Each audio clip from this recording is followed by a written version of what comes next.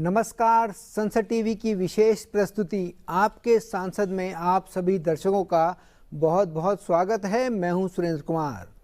आज हमारे साथ बेहद खास मेहमान मौजूद हैं। हमारे साथ मौजूद हैं महाराष्ट्र से राज्यसभा सांसद डॉक्टर अजीत घोपचड़े जी। पेशे से डॉक्टर, सामाजिक कार्यकर्ता और अब संसद में सक्रिय भूमिका निभा रहे हैं। स्वास्थ्य सेवा से सार्वजनिक जीवन तक का उनका सफ़र इस बात का उदाहरण है कि समाज सेवा कई माध्यमों से की जा सकती है। राज्यसभा में अपने पहले ही कार्यकाल के दौरान उन्होंने स्वास्थ्य, शिक्षा, कृषि, रेलवे, डिजिटल सुरक्षा, कौशल विकास, मराठवाड़ा के विकास और युवाओं से जुड़े अनेक मुद्दों को प्रभावी ढंग से उठाया है। संसदीय कार्य में उनकी सक्रिय भागीदारी लगातार प्रश्न पूछने और निजी विधेयक प्रस्तुत करने की पहल उन्हें सक्रिय सांसदों में शुमार करती है। आज बात करेंगे उनके अब तक के कार्यकाल के अनुभव की, कैसे हुआ उनका सफ़र शुरू, कैसे वो डॉक्टर के पेशे से सामाजिक सेवा के पेशे में आए और अब संसद में जनता की आवाज़ उठा रहे हैं। संसद टीवी पर सर आपका बहुत बहुत स्वागत है। नमस्कार। पहला सवाल, बतौर पेशे से आप डॉक्टर हैं, कैसे सफ़र ये शुरू हुआ? सामाजिक सेवा का काम तब भी चालू था, सामाजिक कार्यकर्ता के तौर पे भी था, तब भी जारी रहा। बतौर सांसद कैसे देखते हैं अपनी भूमिका को और कब ये सफ़र की शुरुआत हुई? मैं तो 1987 में MBBS का छात्र था और MBBS की पढ़ाई करते करते मेरा राष्ट्रीय स्वयंसेवक संघ से मेरा संबंध आया, शाखा पर जाने लगा। उस समय समाज का हित, देश का हित और हम सारी चीज़ें एक साथ सेवा कार्य में जुड़ते थे। जैसे उस समय किल्लारी का भूकंप आया था, उस समय गुजरात में भी भूकंप आया था। जब मेरी पढ़ाई चल रही थी उसी समय आया था।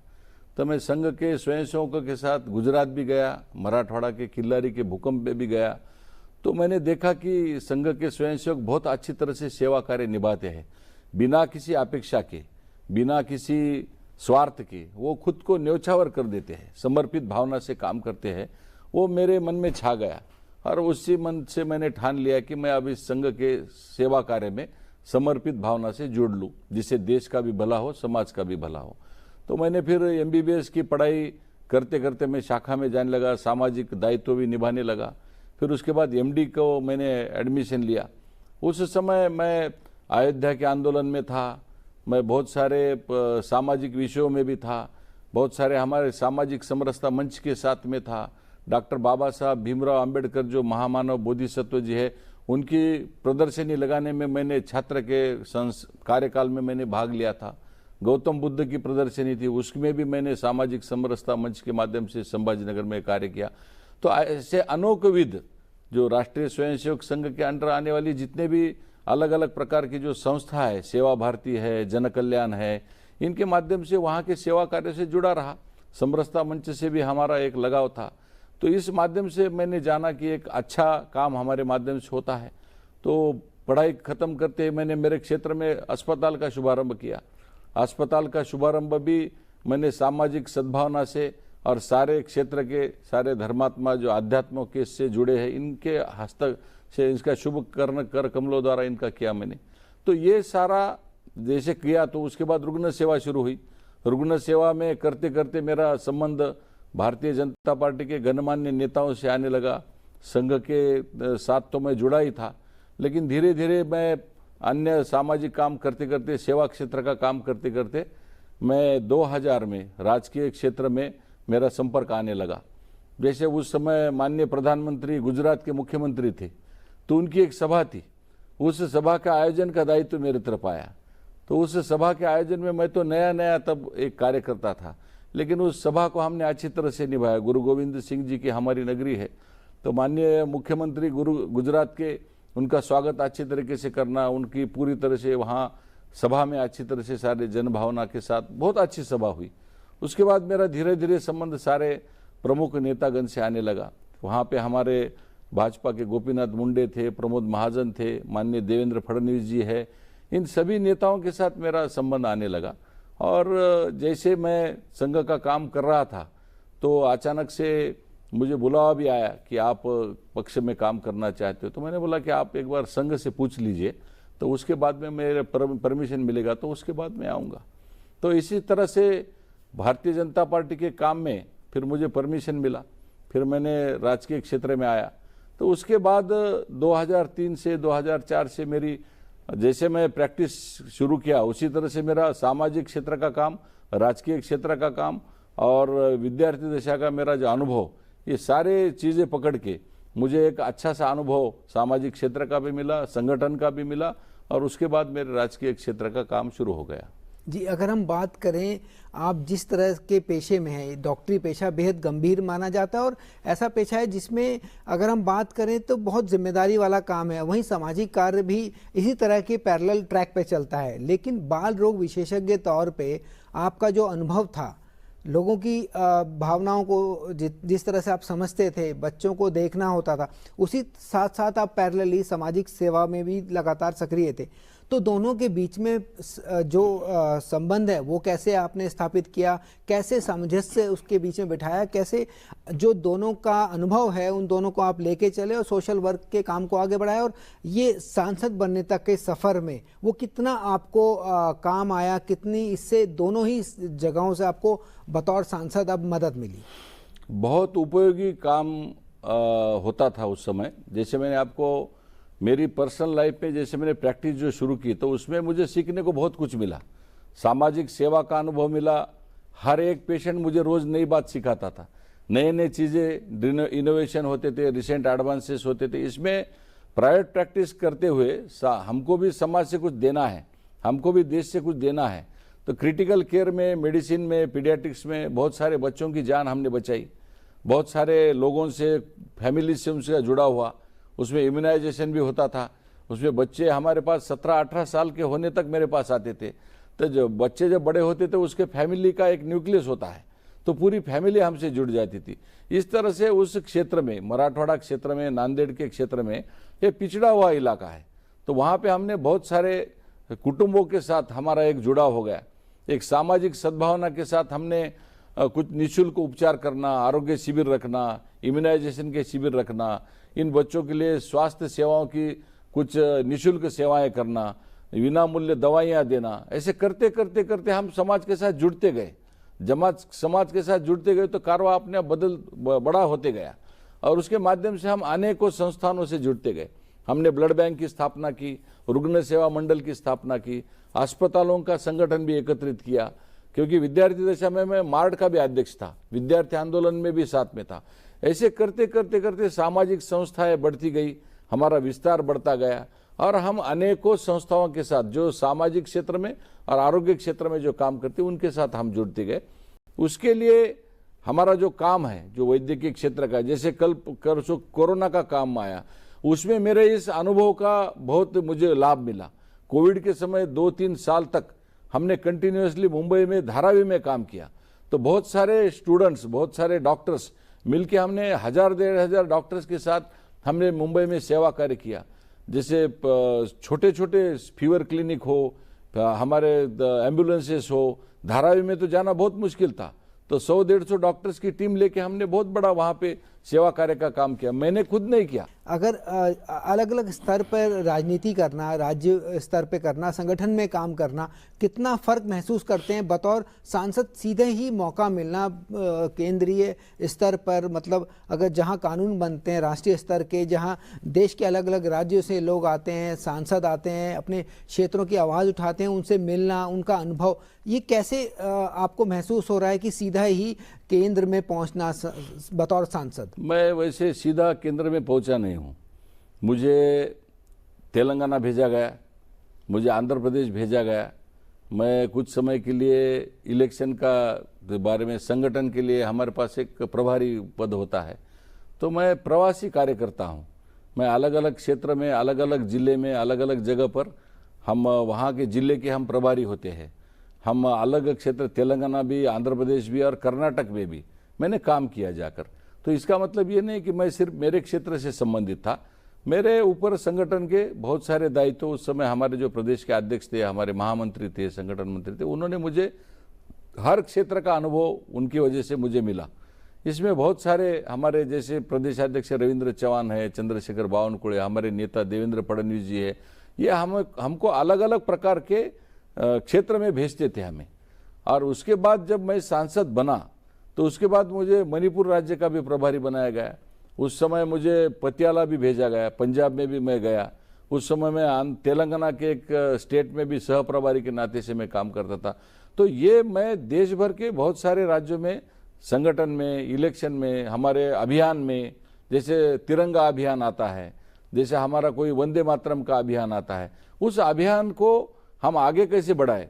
अभी वन नेशन वन इलेक्शन का भी हमारा एक एम्बिशन है। उसमें भी स्कूली छात्र छात्राओं के साथ जाकर उनके साथ अनुभव साझा करना, महाविद्यालय युवक और युवतियों के साथ जाकर उनके साथ वन नेशन वन इलेक्शन के बारे में उनके अनुभवों को हमारे अनुभवों को एक दूसरे के साथ शेयर करना, ये सारी बातें हमने संगठन के माध्यम से की है। इसके बाद ही हम संसद में आए हैं। अब ये संसद में जो आए तब हमने वन नेशन वन इलेक्शन का जिम्मेदारी हमें मिला है, लेकिन इसके साथ हम और कुछ जिम्मेदारियां भी हमें मिली है। जैसे मैं हेल्थ कमेटी का मेंबर हूँ, जैसे मैं टूरिज्म का भी कंसल्टेटिव कमेटी का मेंबर हूँ, राजभाषा जो गृह मंत्रालय से संबंधित उसका भी मेंबर हूँ, नागपुर एम्स का भी मैं डायरेक्टर हूँ, हेल्थ से संबंधित ICMR का जो गवर्निंग काउंसिल है उसका भी डायरेक्टर हूँ। तो हर क्षेत्र का, टूरिज्म का, हेल्थ का, होम का, राजभाषा का, इन सारे कमेटियों में मैं सिंसियरली उसको अटेंड करता हूँ। जी, अगर हम बात करें सर, जिस तरह से आपने बताया, कई हॉस्पिटल्स का आपने जिक्र किया, नाम लिया, अगर हम जानना चाहें बतौर सांसद जो भूमिका आपकी है, बीते 2 सालों में कैसा आपका अनुभव रहा, कितनी सक्रियता आपकी संसद में रही, कई विषय लगातार आप उठाते रहे हैं, स्वास्थ्य की बात तो आपका अपना क्षेत्रीय है ये, ऐसे में जो 2 साल का वक्त रहा, कैसा रहा आपका कार्यकाल, जो आपकी सक्रियता है वो आपके साथी भी, बल्कि अगर हम बात करें सांसदों से, बाकी सांसदों से, उनसे जो अनुभव मिला हमें कि आपका जिक्र वो करते हैं कि जो सक्रिय भूमिका आप निभाते हैं शायद वो भी उतना नहीं कर पाते। तो बाकियों से, सांसदों से भी जो आपकी बात होती है उसका अनुभव आपको कितना मिला। अगर हम बात करें संसदीय समितियों की बात करें, संसद में प्रश्नकाल की, शून्यकाल की या अन्य विषयों की बात करें, तो 2 साल में आपने कितना पाया? मैंने मानसिक स्वास्थ्य से लेके बच्चों के स्वास्थ्य तक, रिसर्च से लेके मेडिकल की शिक्षा तक हर विषयों में मुद्दे उठाए हैं। मैंने बिल भी उसमें आर्टिफिशियल इंटेलिजेंस का भी मेडिकल शास्त्र में होने वाला उपयोग से लेके, तंत्रज्ञान से लेके, बायोमेडिकल वेपन्स तक, बायोमेडिकल डिफेंस के बारे में भी मैंने बहुत सारे, अभी तो मेरा बिल भी आया है, शुक्रवार को बायोमेडिकल वेपन के ऊपर मेरा बिल है। मैं ये चाहता हूं कि हमारा देश मेडिकली और ग्लोबली चिकित्सा के क्षेत्र में हमारा देश अभी लीडर बना है। हमारे डॉक्टर्स का, टेक्नीशियंस का, नर्सेस का, डेंटिस्ट का, पैरामेडिक्स का दुनिया भर में बहुत बड़ी मांग है। तो मैंने ये तो चिकित्सा के क्षेत्र में मैंने जितने भी प्रश्न उठाए, मैंने तो ऑप्थेल्म से संबंधित उठाए, बच्चों के संबंधित, माताओं के, गर्भवती माताओं के संबंधित विषय उठाए। ऐसा बोलता ही नहीं हूँ, करके भी बताता हूँ। मेरे गुरुद्वारा है मेरे पास, गुरु गोविंद सिंह जी का, उसको होली सिटी की मांग की है, उसको सरकार ने सीरियसली लिया है। तो नेशनल हाईवे से लेके वंदे भारत तक हमने हमारे क्षेत्र में बहुत सारे विषयों को हम ले गए हैं। कैंसर हॉस्पिटल की मांग की, मुख्यमंत्री माननीय देवेंद्र फडणवीस जी ने उसकी भी मांग पूरी की है। सुपर स्पेशलिटी हॉस्पिटल की अभी मांग कर रहे हैं, माननीय नड्डा जी ने भी उसको सकारात्मक दृष्टि से पहल की है। माननीय मोदी जी को मिलकर हमने हमारे गुरुद्वारा गुरु गोविंद सिंह जी का जो शहर है, इसको होली सिटी का दर्जा देने के लिए भी उनके तरफ हमने मांग की है। तो प्रधानमंत्री जी भी इस विषय में बहुत गंभीर रहते हैं। तो हमारे क्षेत्र में जो विषय आते हैं, ऐसे विषयों को लेकर जब हम प्रधानमंत्री जी की तरफ जाते हैं तो हर विषय का समाधान निकलता है और हर विषय की चिट्ठी उनके पास पहुंचती है तो तुरंत उनकी चिट्ठी का जवाब भी वो मंत्री जी से मांगते हैं और मंत्री जी भी हमें चिट्ठी भेजते हैं। इतनी सरलता से ये जो 2 साल से हमने जो देखा है कि ये मोदी जी के नेतृत्व में होने वाली जो सरकार में हर चिट्ठी का गंभीर से विचार किया जाता है, फॉलोअप लेने की जरूरत ही नहीं गिरती है। हर मंत्रालय सक्षमता से काम करता है। जैसे आप निर्मला जी हो, हमारे केंद्रीय मंत्री कोई भी, अश्विनी वैष्णव जी हो, सभी जो है, जयशंकर जी हो, एक ईरान में हमारा एक क्षेत्र का बंदा अटक गया था, उसको हमने 2 महीने में वापस ला लिया। ईरान से लेके आना, ये वो उसके ऊपर कोई आरोप नहीं थे, लेकिन उसको लेके आए। ये जयशंकर जी की हमारे को बहुत मदद हुई है जी। इस प्रकार से बहुत सारे विषयों में यशस्विता मिली है जी। अगर हम बात करें बतौर सांसद, एक एक लोकसभा का सांसद होता है, उसका अपना क्षेत्र होता है, एक राज्यसभा का सांसद जिसका राज्य है, पूरा क्षेत्र है, लेकिन एक नोडल जिला वो चुनते हैं जिसमें वो विकास के कार्यों को करते हैं। किस तरह से देखते हैं दोनों के बीच में आप महत्वपूर्ण बतौर राज्यसभा सांसद की आपका जो क्षेत्र है, कौन कौन से विकास के कार्य आपने किए हैं और किस तरह से दोनों में आप फर्क महसूस करते हैं? दूसरा सवाल, जो संसद में आपकी भूमिका है और संसदीय समितियों की भूमिका संसदीय व्यवस्था में, दोनों को आप कैसे देखते हैं? देखो, मैं मराठवाड़ा क्षेत्र से आता हूँ। मराठवाड़ा क्षेत्र पिछड़ा हुआ क्षेत्र है, इसके तरफ पुरानी राजनीतियों ने पूरी तरह से देखा नहीं। तो हमारी तरफ से एक जल का बहुत प्रॉब्लम था, वो तो हमारे मुख्यमंत्री देवेंद्र फडणवीस जी ने उसको सॉल्व किया है। एक मराठवाड़ा वाटर ग्रिड के माध्यम से हमने भी केंद्र सरकार के पास गुहार लगाई, तो उसको भी हमारे CR पाटिल जी ने हमको बहुत मदद की है। तो हमारा मराठवाड़ा ये मेरा क्षेत्र है, उसमें नांदेड़ ये मेरा नोडल डिस्ट्रिक्ट है, लेकिन मेरे क्षेत्र में जल का प्रबंधन होना, मेरे क्षेत्र में आरोग्य का प्रबंधन होना, उसके माध्यम से मैंने अभी आपको बताया कि मैं वहाँ के रूरल अस्पताल से लेके PHC तक स्ट्रेंथन करने के लिए मैंने सरकार के माध्यम से CSR फंड लेके जा रहा हूँ। वहाँ पे मैंने एक मल्टी स्पेशलिटी का भी मांग किया है, मैंने कैंसर हॉस्पिटल का भी एक अभी एश्योरेंस लिया और वो होने जा रहा है। इस प्रकार से हमारे पास के जो ग्रामीण अस्पताल है, वहाँ के एम्बुलेंसेस है, वहाँ के हर चीज़ का, और शिक्षा क्षेत्र में वहाँ पे हमारे जो प्राइमरी स्कूल्स है, इन स्कूल्स के लिए बच्चों के लिए सुविधा, खेलकूद के लिए हमने तकरीबन 100 स्कूल में ओपन जिम लगाया है, हमने 100 स्कूल में फर्नीचर दिलाया है, हमने 100 स्कूल में RO सिस्टम बिठाया है। बच्चों के लिए अभी हम स्मार्ट क्लासेस ले रहे हैं। तो आंगनवाड़ी में भी पोषित बच्चों के लिए हम न्यूट्रिशन के लिए ले जा रहे हैं। आंगनवाड़ी डेवलप करना, PHC डेवलप करना, प्राइमरी स्कूल डेवलप करना, ये हमारा मूल कंसेप्ट है। राज्यसभा के सांसद के नाते से मेरा नोडल डिस्ट्रिक्ट है नांदेड़, तो मैं PHC, आंगनवाड़ी और हमारा प्राथमिक शिक्षा केंद्र, इन तीनों को बेसिकली मैं उसको सुधारित करना चाहता हूं।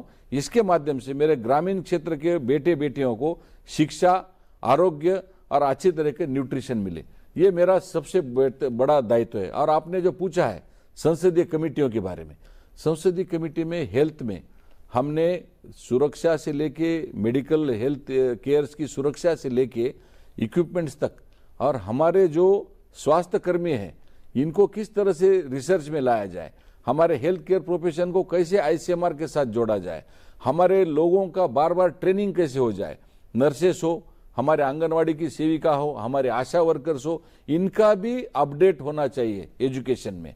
और हमारा ग्रामीण क्षेत्र में ज़्यादातर फोकस PHC के ऊपर होना चाहिए। इसके बारे में हम बार बार स्टैंडिंग में हम इसमें उठाते हैं, प्रश्न उठाते हैं।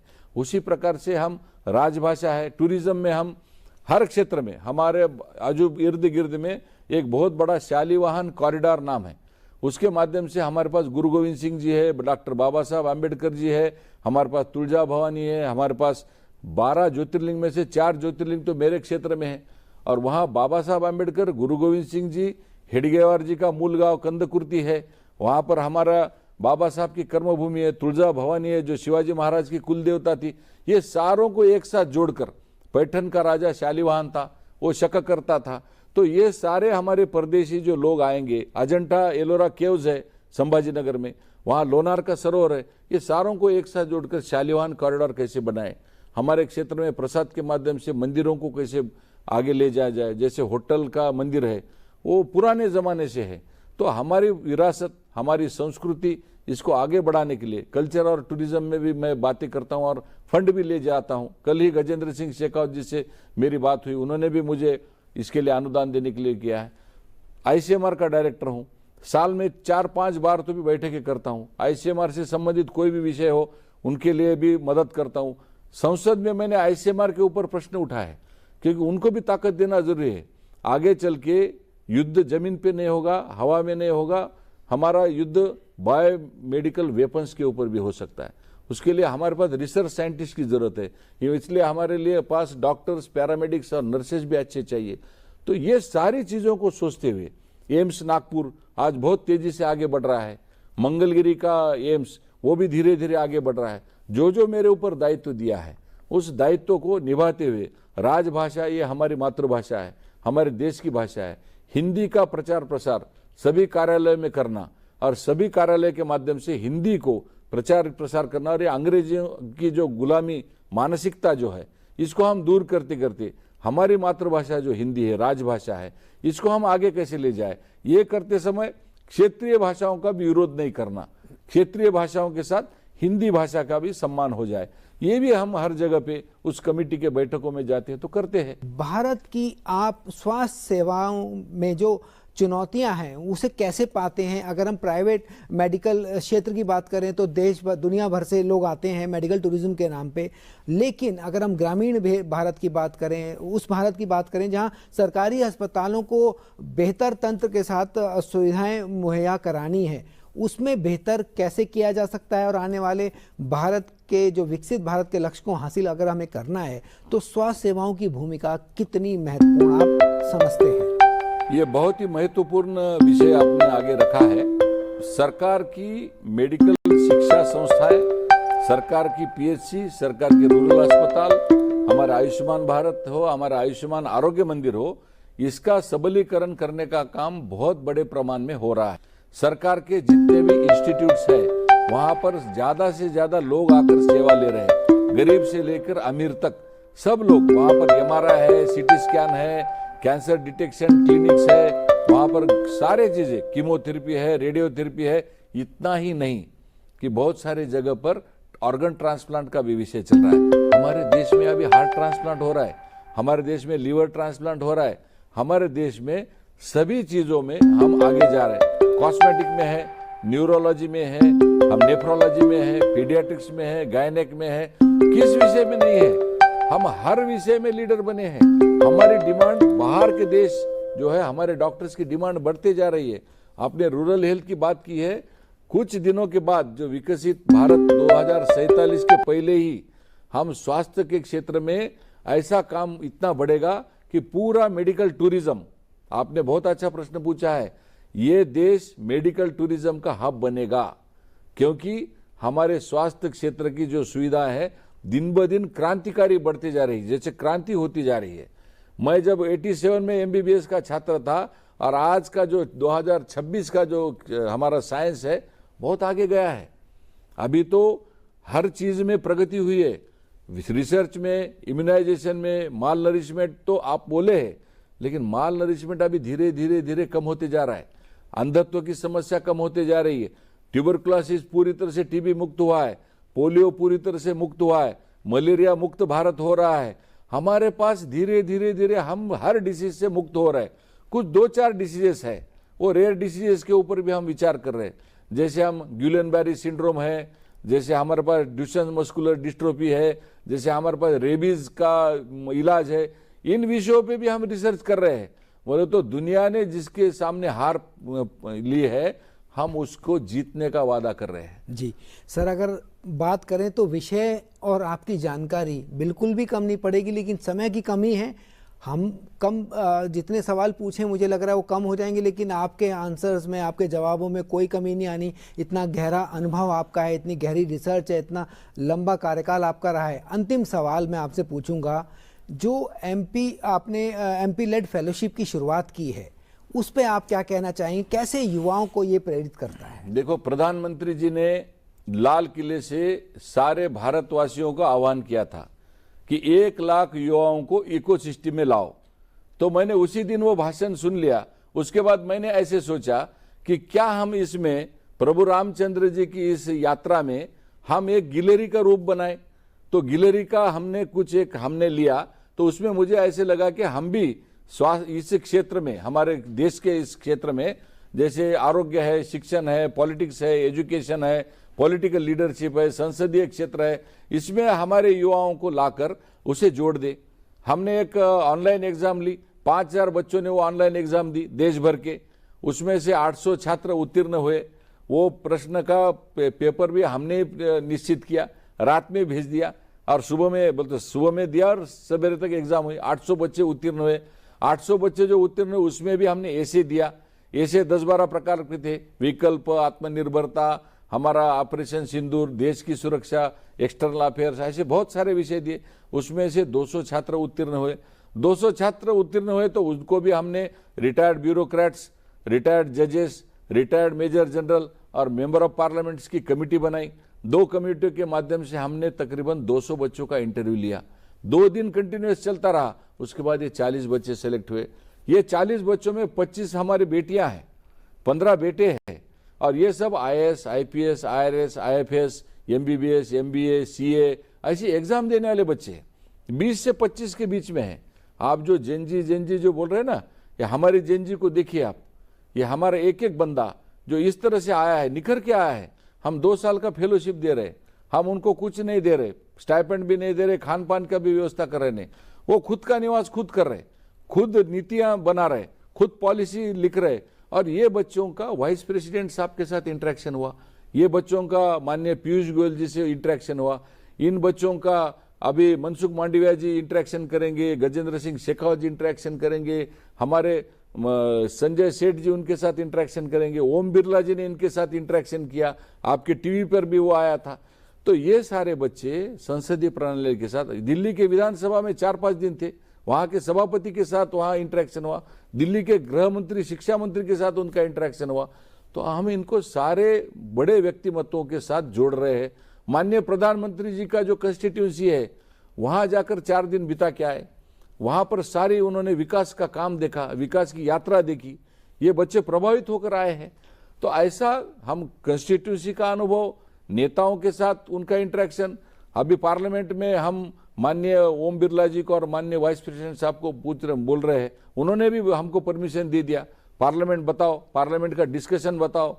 तो ये बच्चे सिर्फ डिस्कशन नहीं देख रहे, हमारे देश की जो नीतियां है उसके ऊपर पॉलिसी भी लिख कर दे रहे हैं। ये 40 बच्चों का एक हम किताब भी, मैगजीन बनाकर हम आदरणीय प्रधानमंत्री जी को और सारे मंत्रिमंडल को भी देंगे कि इन बच्चों की क्या सोच है, आने वाला देश विकसित भारत कैसे होगा।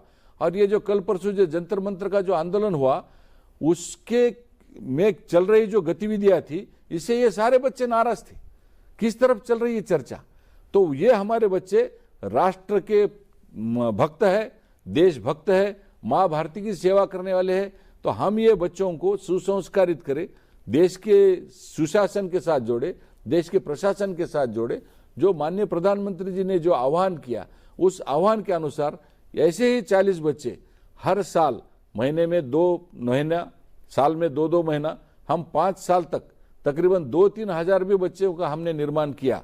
तो देश के सेवा में ये बच्चे आगे चल के बहुत बड़ा काम करेंगे। और प्रधानमंत्री जी का जो सपना है, ये युवा शक्ति को राष्ट्र शक्ति में और युवा शक्तियों को मुख्य प्रवाह में लाना, इकोसिस्टम में लाना, इसमें मैं गिलहरी का काम कर रहा हूँ। इसलिए ये 40 बच्चे, ये बैच खत्म हो जाएगा, इनका भी एक बुक छपेगा, फिर उसके बाद और दूसरे 40 बच्चे आएंगे। ऐसा धीरे धीरे कारवां बढ़ते जाएगा। ये छोटा सा काम मैं सांसद के इस कार्यकाल में अगर कर पाया तो एक मेरे लिए संतोषजनक और आत्मिक समाधान का बात होगा। इसलिए माननीय प्रधानमंत्री जी ने जो दृष्टि रखी है हमारे सामने, उसमें युवा शक्ति को हमारे मोदी सरकार के साथ, हमारे देश के साथ, हमारे संस्कारों के साथ, हमारे आने वाले विचारों के साथ, विकसित भारत के साथ कैसे हम जोड़ पाए, इसलिए मैंने एमपी लेड फेलोशिप चालू करके एक मुझे ऐसा लगता है ऐसे बच्चे अगर निर्माण हो गए तो आगे चल के इस देश का राष्ट्र निर्माण का नेतृत्व करेंगे। सर, आपने बहुत गहराई से सभी बातों का जवाब दिया। जितने सवाल पूछे मुझे लग रहा है वही दोहराऊंगा कि सवाल कम पड़ जाएंगे लेकिन आपका अनुभव कम नहीं पड़ेगा, आपके जवाब कम नहीं पड़ेंगे। लेकिन समय की कमी है और इस चर्चा को फिर हम दोबारा जारी रखेंगे, कभी फिर मौका मिलेगा करेंगे। संसद टीवी से आपने बात की और अपने अनुभव साझा किए, उसके लिए बहुत बहुत धन्यवाद। थैंक यू, नमस्कार जी। तो ये थे डॉक्टर अजीत गोपचड़े जी। आपने स्वास्थ्य सेवा के अनुभव, संसदीय कार्य और देश के विकास से जुड़े अनेक महत्वपूर्ण विषयों पर खुलकर अपनी बात रखी। स्वास्थ्य, शिक्षा, कृषि, डिजिटल सुरक्षा और युवाओं को लेकर आपकी सोच निश्चित रूप से दर्शकों के लिए उपयोगी साबित होगी। संसद टीवी में इतना ही। मुझे दीजिए इजाज़त। नमस्कार।